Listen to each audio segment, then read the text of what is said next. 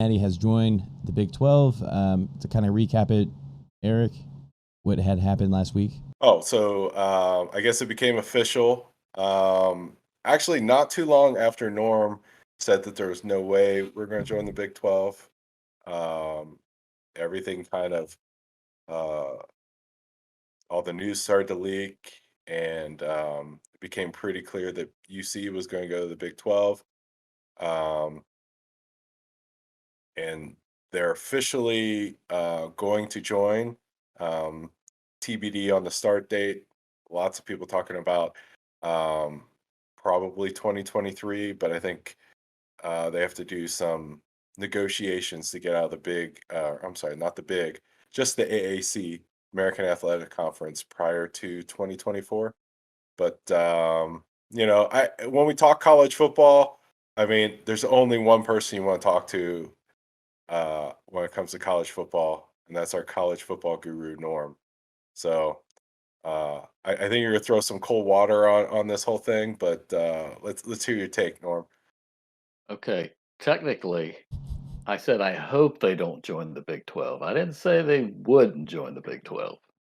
All right, I thought you said we Uh, were going to the AAC or the ACC. I I got said that excited. I said the ACC was interested. I hope Cincinnati doesn't join the Big 12, Yeah, but this they is like have. high school. This is like high school all over again. You're like, oh, don't go out with that girl. I heard that other girl's interested, but she never calls. And then instead of going out with the other girl, I'm just sitting at home You have watching to TV. wait. You have to wait for these contracts to finish for these TV deals. But there's definitely some pros with UC joining the Big 12. Obviously, the first one up front is what were they getting about 7 to 11 million per year from the I've heard American. multiple things. Like they say, I've heard things that they're only getting like really 3.5, and the 7 to 11 is kind of the future of the deal. Well, you also have to look at the way they do this. They do the TV money, and then they do local sponsors, and then they do bowl games that the teams may get and share that. So it's a little difficult to pin down, but I know they were originally getting about 2 million, and then they got that bumped, like you said, anywhere from 7 to 11. Who knows? But so I saw what is the Big 12 currently gets roughly about 32 million per team currently with Oklahoma and Texas. Now they don't know what's projected with the new additions and the loss of those two teams. Um, but I did see a good site for Big 12 information is 365 Sports Sikkim Mhm. out of they do the Baylor area with David Smoke down there, and Okay, through his sources through Baylor, they were figuring that it could be 25 million to upwards to maybe even 30, just as a rough estimate that the Big 12 has kind of that's a worked lot of behind the shiplap. scenes. Say again? That's a lot of shiplap. Exactly. Yeah, So, Waco, they're all into the shiplap down there. So that's a lot of money just up front. So that's definitely the number one positive I see initially. But there's a bunch more. What's your thoughts on that? yeah, I mean the money. Okay, so the way I look at it is, uh, Cincinnati has no choice, right? They absolutely 1,000% have to join the Big 12, right? You cannot stay in the AAC. Once the Big 12 starts calling, right? Starts calling people like, "Hey, join the conference."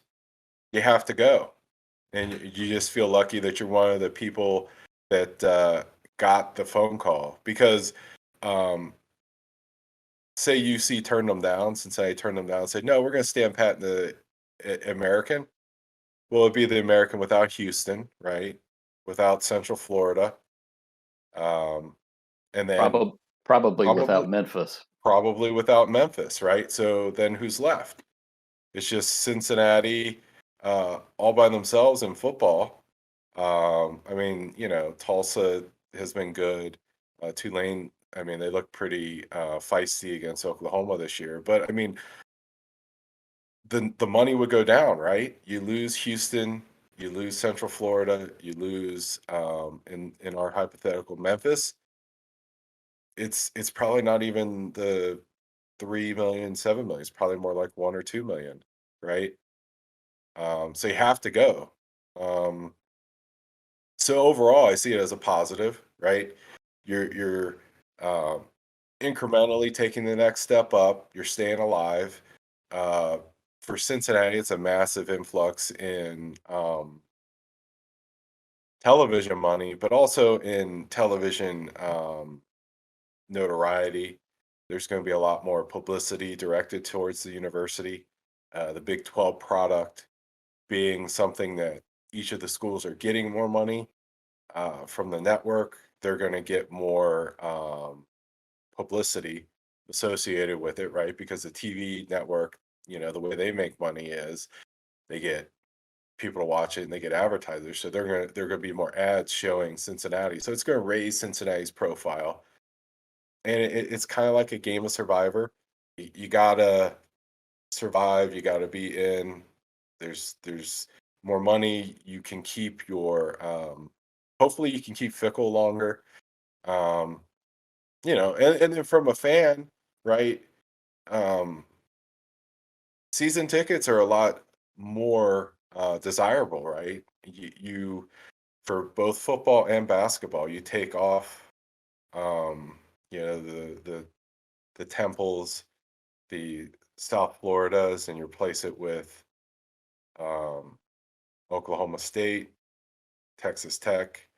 You know, it's just a step up. And then in basketball, it's just a world different, right? The basketball games, the season tickets, the conference games are going to be amazing, right?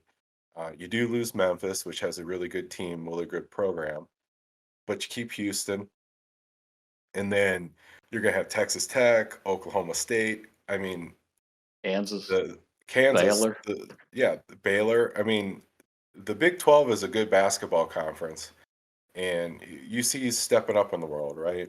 So, you know, um, I mean, when this all was going down, right? Like, all I can think of was kind of the history of it, right? So you have the Bob Bowlesby letter, right, where he's like, "Hey, ESPN, stop talking to our schools. You're trying to get them to go to the AAC." And we talked about that in a video earlier, and that seemed kind of weird to me, right? Like, how could the AAC afford to add Big 12 schools? I struggle with the numbers, but I was excited. I was like, okay, that's cool, you know. And then ESPN kind of has like this throwaway response, like, "Hey, we're not doing anything wrong. Chill." And, to me, all I can think of is like now that everything's happened is, was Bowlesby playing chess while we thought he was playing checkers, right? He sends out the cease and desist letter, and says, "Stop talking to our team, stop talking about realignment with Big 12 to buy himself more time." And then, he just swooped in and did what was expected, right? They added who they wanted from the American Athletic Conference, and they're going to move on. So, I mean, to me, it's just like, there will be blood, right? He's taking his straw, he's sticking it into uh, Oresco's milkshake, and he's drinking up all the oil, right? Drink it up. Taking all the oil, and he's going to be left with nothing. And the Big 12 is going to um, move on and make a little bit of money. So I don't know. So I see it as all positive, but there is no choice. There is no alternative. You can't sit around in the AAC without three other teams and be the only lone wolf team left and hope to God that another conference calls you that's better than the Big 12, because that phone may not ring. And if you move into the Big 12, you survive, you can keep building, and then, who knows what the future holds, right? I know some of the positives, besides what we talked about, the money, is This will definitely increase the strength of schedule for both the football and basketball programs. You already touched on that a little bit, and it also, I think, will improve the recruiting uh, potential, especially let's say football in Ohio. There was one Power Five team. That was it, and now at least there's another one that there's options for kids that maybe Notre Dame doesn't swoop in or another Big Ten team swoop in to say, hey, you can play for Power Five for us. Well, now Cincinnati's right there in that discussion. And then basketball, I think, like you said, I think the Big 12 ranks right up there at one of the better conference basketball leagues. Hmm. So I think it'll help them there. It also gives them maybe a little easier tie into Texas recruiting. I know Yeah. they were already there doing that, but now it gives much more visibility to kids in Texas that hey, you can watch all your son's games right on TV, or your daughter's games for that matter. And not to be shortchanged, but an increase of Bob Huggins coming to town is only a good thing. Yeah, I So forgot about that with basketball. I keep forgetting that we're gonna get to see Huggins roaming the sidelines again. The what do you call it? The side is it the sideline? I think it's the sideline still in basketball, right? yeah, well, he doesn't really move much I anymore. He think sits in a chair, it's the but court side, right? Courtside? Yeah. Yeah. Yeah. Either way. I would He want to kind see of it. moves a little bit. That'd be He weird to was me. there. He was there last year. They did a big kind of reunion, and he showed up. It was he's a big boy now. He got a lot bigger, but Really? yeah. yeah. But I think short term, it's going to be it'd be interesting to see what happens with football. Um, right now, I think if you look at the composite rankings, UC would be kind of middle of the pack in the Big 12 in terms of recruiting classes over the last 3 or 4 years. But yeah, like you said, I think it will improve the recruiting, but it remains to be seen how high they would be relative to kind of like the top tier of the Big 12 in football. But basketball wise, they're in rebuild mode, and I think that it's going to be a big jolt of caffeine into the program to get it uh, up and running in the American. Hopefully, um, back to the NCAA tournament sooner rather than later. But long term, I think this is going to be great for basketball or longer term. Football, I'm kind of to me it all depends. I mean, on one hand, it gives you more cash to try to keep your football coach, but on the other hand, the competition's a lot tougher, and I don't see anybody hesitating um, leaving a Big 12 program to go to, whatever their dream job is, right? I don't know that simply putting Cincinnati in the Big 12 would, um, like if Fickle has a short list, right? Like say Ohio State comes calling. I don't know that being in the Big 12 makes a big difference. But I think it'll fend off a lot of the intermediate stepping stones between Cincinnati and a potential dream job, so to speak. Yeah, I just don't know how much cachet the Big 12 is going to have going forward. I mean, are they still a Power Five conference? I would think they are. Mathematically, they have to be a Power Five conference because there's nobody that's going to leap them. Well, I think that term's going to go away. When People will try to make it go away, when but the TV contracts up in 2024 for the Pac-12 and the Big Ten, and 2025 Notre Dame's contract with NBC's up, and the SEC is not done either. So I think when these contracts get renegotiated, you're going to see another huge round of conference realignment, and I think you're going to end But up with for all the noise about the SEC being the best conference, and I think competition wise they are the best in football. I don't think that's disputed, but financially, the Big Ten makes the most money.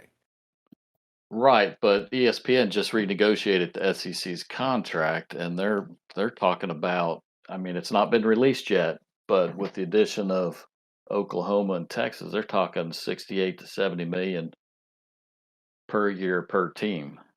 That's a lot of cash. Yeah, that's a And lot. I think the Big Ten is about 53 million. I read currently, but they'll Currently, renegotiate that. And the only way you'll get more money is to get more markets. yeah. So that's going to drive the boat as well. And hmm I agree. Cincinnati had to do what they did Yeah, just to stay up with the let's Joneses. just think about that though. So, to me, moving to the Big 12 is joining a lot of similarly situated universities, right? They're big schools. They, you know, I don't know much about them academically, and I'm not going to pretend to know. But I Right, mean, right. size wise, and they're all kind of like good enough to be in any conference, but not such a big name that anybody really wants to add them, right? Correct. Right. They're not desirable for expansion purposes. Right, Uh, but they're filled with teams that are better than um, the bottom quarter of the SEC and the Big Ten, right? You know, I mean, if you compare Cincinnati to say Indiana, like it's to me, I struggle to see Indiana being a significantly better brand than Cincinnati, right? Their advantage is that they're in the Big Ten, but they're kind of an also ran in the Big Ten. So, but the Big Ten would never if they had to start over, right? They would never include Indiana, right? well, I don't know. So It's their that's the Big Ten's mantra is those large land grant universities that also are part of that AAU but that's thing. bullshit. The AAU is bullshit. Whether it is or not, they're the ones that get all the research grants Well, and the billions of I can't dollars. wait till the Big Ten and Stony Brook. Whew, that'll be a Yeah, big time conference when they add that powerhouse University of Stony Brook. yeah, but these presidents and these um, trustee boards, that's who they deal with. They don't deal Yeah, with you know who most general recently managers. joined the AAU? Who's that? Utah. Okay. Coincidentally, they joined right when they were added to the Pac-10. Isn't that weird? How like they raised their stature as a university, as a research institution, uh, right when the Pac-10 decided they needed another football school. I'm not sure what you're saying. The they I were in think I think I made clear the AAU stuff is BS, right? yeah, Notre but it Dame's not, and by the way, Notre Dame is not in the AAU, right, it's not right? a research institute. Doesn't have an on-campus medical center facility. I'm Yeah, not saying it has Cincinnati anything to do built with those sports. things, I'm just telling you the presidents who decide these things right? think it's a big deal for the billions of dollars that are shared within the conference of the Big Ten and these other Yeah, conferences yeah, as but well. I'm also saying that's BS. If the Big Ten decided that they needed Cincinnati for athletics, Cincinnati would instantly be granted be added to the AAU, right? Well, then you got They all meet that. all the requirements to be in the AAU in terms of research and funding and all the other stuff. There are a number of universities like Stony Brook, not to bash Stony Brook, but I don't think Stony Brook can compete with the University of Cincinnati in terms of research. Stony Brook's not a land grant university, But they're in the AAU. but that's just part and parcel. It's not There's a the ton of universities that have nothing to do with Ohio State that are in the AAU. It's just a cartel, and if they want to add a school, they'll add a school. exactly. No big deal. If they wanted to add Notre Dame to the AAU, they would. Well, if the Big Ten wanted to add a Notre Dame and Notre Dame wanted to go, they'd add them as well. That's what I'm saying, though. The AAU stuff is cosmetics. If they want a team, they will make them an AAU member because there are enough people in whatever conference to make it happen. Just saying, University of Cincinnati has had Taft is a graduate, Supreme Court Justice, Chief Justice of Supreme Court, President, right? Fattest president. Fattest president. Yeah. Ohio Yeah, State has zero largest presidents and zero president. Supreme Court justices. That's all I'm saying. It's just like whatever, right? I mean, Neil Armstrong was the first man on the moon, right? He taught aerospace engineering at the University of Cincinnati. I mean, He also lost his finger from jumping off a tractor wearing a ring. right? That's why they don't wear rings in the Army, right? You know, wear these rubber ones. Just saying, like the whole like, oh, they're not an AAU member. That's garbage. It's really you don't elevate us enough in football dollars to make us want to add you to the AAU. If you did, we would, but you don't. It's all about football dollars. Well, AAU has nothing to do with football, but I see what you're saying about the conferences. All I'm telling you is, Do you know what the real requirement to be an AAU member is? no, but I do know what the requirement to be in a super conference will be in 2024. As many big markets as you can get, and Yeah. I think the Literally, Big the requirement to 10 join and the the AAU Pac-12 are is that the in the people in the SEC. AAU have to want you to be a member of the AAU. That's it. That's the only real requirement. They look at a number of factors, but holistically, and they try to keep it as a small group. Yeah. If our members want you, you will become a member, is literally the only requirement, which means that if the Big Ten wants you to be part of their conference, you'll become an AAU member. No problem. They got the money, they got the votes, they'll get you in. You seem to have some emotional baggage tied to this. No, I don't. I'm just sick of hearing about the AAU like it's something like that means anything. It's arbitrary. It's a cartel. All of this is arbitrary, Eric. I Every understand. conference realignment thing is arbitrary. It's not Why do you think arbitrary. they picked? Conference realignment is not arbitrary. It's about money. If you have a brand big enough to make an existing conference more money, then you're in.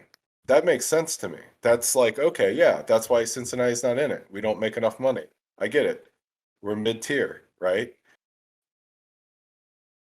The SEC is not going to call because even though Cincinnati is a better brand than Vanderbilt, we're not a big enough brand to make Alabama more money. So they're not interested. That's fair, right? If we wanted to be in the SEC, we need, like 10 times more fan support and 10 times more money going into the football program. And we start doing that, the SEC might become interested. I mean, I don't even know why UC would want to do that. I think they have a pretty good niche thing going right now that they can build on. Yeah. I think they're going to lose the niche thing going to the Big 12. I don't think you want to overextend. You got to do it. You got to do it. I think the niche thing, in terms of having a best chance to win a national championship, I think UC's chance of winning a national championship in football or even participating in the tournament or in the playoff, which is their only chance of winning the national championship, is you have to be in the playoff, is by going to the Big 12, they lose that goes away. they have a better shot of making the playoff in the American, right? I Because you disagree. win the American, you go undefeated, you're in the conversation, right? It's Right. harder to win enough games in the Big 12 than it is to go undefeated in the American, right? Because basically UC's recruiting like the middle level Big 12 program, and right now they're looking like the best team in the American. Maybe there's some other teams that can compete, right? But those best teams are coming with UC to the Big 12, which is also filled with a bunch of teams that are recruiting at or above Cincinnati's level. They're looking at being not undefeated, but maybe one loss on a good year. Nominally, you're probably thinking 2-3 losses a year. You're not in the conversation as a 2 or 3 loss Big 12 team for the national championship or for the tournament, right? Yeah, but I think your scheduled opponents in the Big 12 uh, will be a higher brand than what they get in the American. So I think if you're able to uh, compete and win in the Big 12, you're almost guaranteed to be in the playoffs. Where in the American, you can go undefeated and you're still not guaranteed. You're in the conversation, but you're not guaranteed to go to the playoffs because of just the way the system is right now. Because there's only four. They Yeah. keep talking expansion, but until they do it, there's only four slots. Yeah, I'm even assuming So I, expansion. I figure with expansion, so say they go to 12 teams, I think that there'll be one each from the Power 5 or the Power 4 plus the Big 12, even though I think the Big 12 is going to be better than the Pac-10. Maybe not, but I think they're they're going to be definitely better close in the enough. ACC. So you look at it, right? So of 12 spots, 5 go to those Power Conference champions, and then maybe you get an undefeated group of 5 type team. So that's 6. And I think the other 6 spots are going to go to the SEC or maybe a Big 10 school. Like I don't think that you're going to get Well, after multiple Big 12 schools in any when are scenario. those teams leaving the American? Did they say 2024? Is that what they said? Contractually, it's 2024, but 2024. BYU had a news release where they said something along the lines of, "Oh, well, we're going to join in 2023 along with like the rest of the new members." So I think there's some work to do to get it to 2023, but I think that's the plan. I had read that the Big 12 is willing to front buyout money Hmm. for the teams, and then they would be prorated on their cut the next few years Yeah, to get them as soon as possible. So that's a possibility. yeah. I think at that stage it gets down to just money negotiations. All right. Wait, you're going to Yep, crap on that pretty this much though. I covers it. thought you had something about like in a few years it's all gonna just be musical chairs again. Well, yeah, when these TV contracts are up, or these media rights contracts in 2024, the Big Ten and the Pac-12 are not going to stand still. So they're going to grab some teams from somewhere. I don't know where, but uh, you know, it's definitely going to continue to shuffle. A lot of people think this is the end of the um, conference realignment just because the ACC, Pac-12, and the Big Ten said, "Oh, we're just going to do this quasi kumbaya. We're all going to just vote together and not rate each other." But that's just the near term for this year. Once these TV contracts start getting negotiated, I think there's going to be another round of trying to grab people. I don't Yeah, know where they're coming from. but I I mean, there's mean, only so many schools. isn't there a lot of value in getting rid of teams? I never could understand why the SEC keeps Vanderbilt. It's something to do with the academics, I guess, or they couldn't. The rest No, of them couldn't get but I above where mean, there's. you could just move to a new conference then, couldn't you? Like, okay, like to me, you talk about tradition. There's a lot of value in tradition, but with like these conference rating and building brands and whatnot, like to me, the way if I were going to predict the future, I would think at some point these elite programs are going to look around and say, you know what, this is dumb. Why are we playing against these crappy schools? Why don't we all just form our own league? You know, if we do the conference expansion of 12 teams, that means our champion gets in, and then the then after that we get 6 more teams, so we get 7 teams into the tournament. But we just take all the best schools and get rid of the mediocre Well, I schools. think part of that is yes, that would be probably the most revenue producing one. But then you start having these schools not go 11-1 and 12-1 every year, and all of a sudden it's like, whoa, we're 8-8 this year because we have all these tough schools all of a sudden. So now Yeah, I mean, coaches get fired. yeah, but it's interesting though. Like, I mean, isn't that kind of what the SEC is going to head towards anyway? Like, isn't Texas saying like we're going to go like 7-3? I mean, like, what if Texas can't go undefeated in the Big 12? What are they going to do in the SEC? Well, that's another thing I don't understand. Texas don't they have the most revenue of any school out there as far as their athletic department and stuff? They already make the most money. So I'm not exactly sure why they're doing this, to be honest. But it's because they want the recruits. Way better to be in the SEC. They got their what handed to them by Arkansas. It doesn't matter because now they're going to get all the scrubs and be the careful SEC. what you wish for. Yeah, but it's going to work out for them because it's like they're a big market. They're going to get all like the lower tiered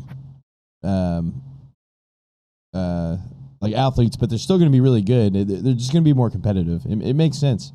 You want to be in the SEC. My caveman brain doesn't understand Texas not being able to get whoever the hell they wanted to play football for them. But now they will because they're in the SEC. Because like I feel like they were like that anyways. No, it's different now because like the premier athletes come out of the SEC. So like if you want to showcase your abilities, you want to be in the SEC. That's like the number one way if you want to get drafted. I guess you live in Texas. I mean, I always thought that everybody in Texas would automatically. It's going to help him. It's definitely going to help him more than it's going to hurt him. Because think about it, like why like if you're a star athlete, why would you want to compete in Alabama or Georgia or wherever the top schools in the SEC? You would go to Texas because you would get automatically a starter. You're going to get all the attention. They're going to get really good athletes out of this. It makes sense. Yeah, but I don't understand why they weren't already doing it. Because contracts. I don't know. This is where it evolves. This is the now. I guess it's the first step of many steps, but because Alabama was recruiting Texas, and so was Ohio State, and so was Oregon. Everybody was going into Texas and taking their recruits because Texas has been mediocre for so long. Yeah.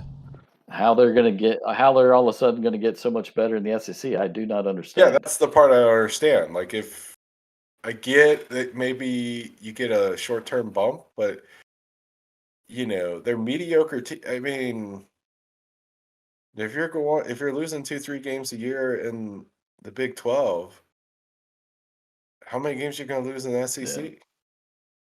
Well, I mean, it's going to be rough, but I can see why they would do it. It makes sense. Because if it's going to be better where they're at now, so I mean, it can't hurt them. I don't know.